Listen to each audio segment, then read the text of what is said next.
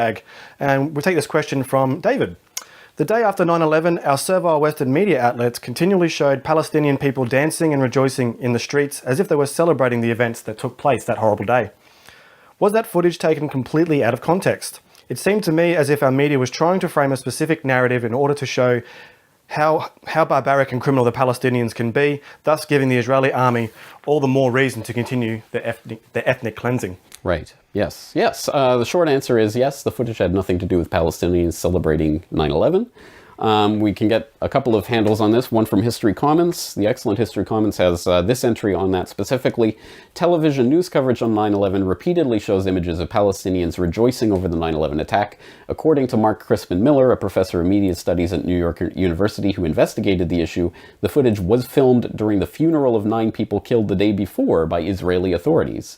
He said to show it without explaining the background and to show it over and over again is to make propaganda for the war machine and is irresponsible. So that's one part of that footage that they were showing over and over and over.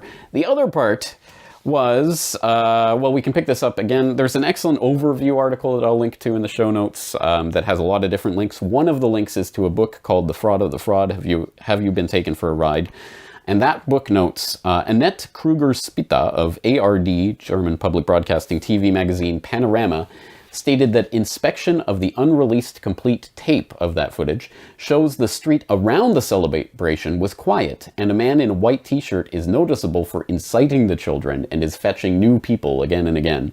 The woman who is remembered for her cheering, whose name is Noel Abdel Fattah, later stated she was offered cake if she celebrated on camera. At the time, she was unaware of the 9/11 attacks and said she was frightened when she saw the pictures on television of how she was being portrayed to the world.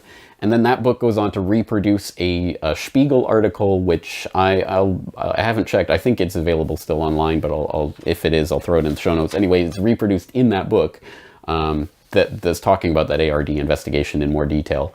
And the other part of this is there was, at the same time as this was being debated, there was a canard thrown out by some Brazilian researcher who said, no, this is footage that was taken 10 years ago. They were saying it was taken in 91, but that timeline didn't add up. And some people said, no, it was 1990, and other people were saying, no, it was 1993.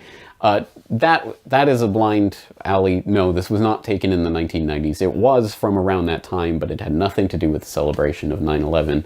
And that's again, it's a perfect example of how media manipulation gets people ready for war. And that's another example of how 9/11, war on terror, war in the Middle East all go together in this big package. And 9/11 truth is well, I don't know what's the best metaphor. It's the bow that if we unwrap, the whole present comes out, which is the present of the truth, which unlocks all of the propaganda and crap that's been built around this for so long.